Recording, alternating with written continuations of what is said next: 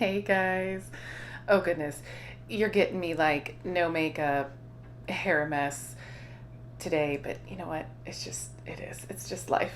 Um, anyway, we are a couple weeks into our second semester, and so I thought I'd give you an update on some of the materials and products that worked, didn't work, things that we've kind of changed up.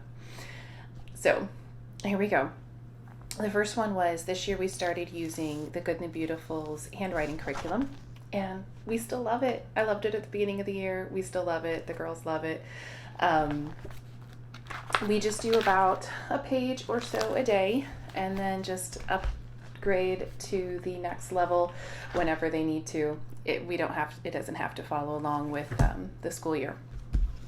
And the next thing that we tried this year is the living art lessons from Master Books for my third and second grader. And I have to say, I'm not thrilled. It's okay. It's geared towards a higher level. I think it's geared to upper elementary, middle school, and so they're kind of lower elementary, and that hasn't been an issue. In fact, it's almost too simple.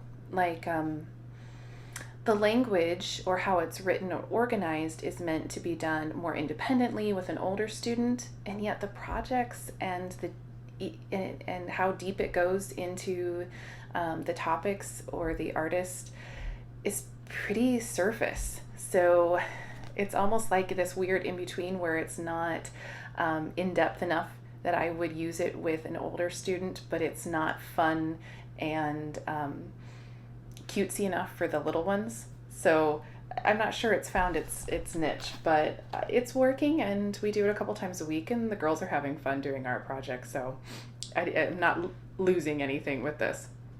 It does what it needs to do. The other one is the Mazdas Literature that I'm doing with my third grader. We've had to kind of tailor this to work for us because she's not a strong reader yet, so the reading level is above her. So I do read it aloud, and we do the workbook as a discussion. So we're not using it how it's meant to be used, but we're using it in a way that really works for us. And she's enjoying it, and I am really surprised. I'm loving getting to hear her talk about stories and learn about storytelling. I really enjoy doing this with her. I was shocked at how well she does at vocabulary. With her reading level being lower than what this book is, her vocabulary is still on par, and that makes me feel really good because sometimes it can be hard when you have a reluctant reader. So the fact that she is enjoying learning about the literature is very encouraging. The next one, you guys this is the one you're excited for, because this is what I'm excited for too, is the Apologia's math. I love it. We still love it. She loves it. It's still math. There are still some days when she's like, do we have to? But for the most part, and I will tell you, we just finished the unit on money, and that was fabulous. Really, in one unit, she has learned the basics of money and coins and value and adding and subtracting using money, and I'm very, very happy with that. So overall, yes, very much so. I can't wait for the next levels to be released. And then the Medical Investigation 101 that I'm using with my sixth grader. I was a little hesitant at first because the reading level, the language is written pretty advanced, but we stuck with it, and it's been really, really good. Similar thing with the Mosdos for my third grader. This one we do it as a read aloud. I read it to her and we discuss it. So the workbook pages, instead of trying to assign them to her, I use them as talking points, and we discuss the definitions of the words. We discuss the questions that are asked in the workbook instead of assigning them to her. So it ends up being a read and discuss, which is working really well, and she's really enjoying it, and it has really lit a fire for her for maybe becoming a doctor someday.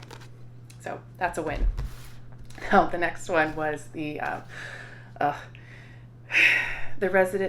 Writers in Residence writing program. I should have known. That was a rookie mistake. that I should have known better. It did not work. I knew within a few weeks that it was not going to last. She held on, my sixth grader held on for several more weeks. She's got a bit of a stubborn streak and she wanted to really give it a good try. So I applaud her for that. But eventually I just had to tell her, no, Mama says no, we got to stop this. It was too much. Way, way, way too much. Not only is it a huge book, which we can break down into smaller sections, but still, it's just a lot more than was needed, really. So I picked up just a simple Evan Moore workbook, and I'm telling you, this works. This is what she needed.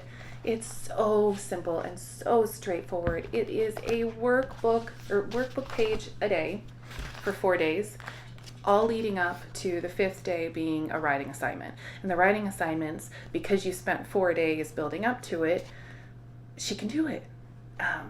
So yeah, this is what we needed, and I'm kicking myself and wishing I had done this several grades ago. So I will keep this in mind for my younger ones as they get into this. But yeah, that writers in residence, I should have known better that was not going to be a good fit for her. But something simple like a workbook, when that's all she really needs. We've got other things for literature. We have other things for grammar.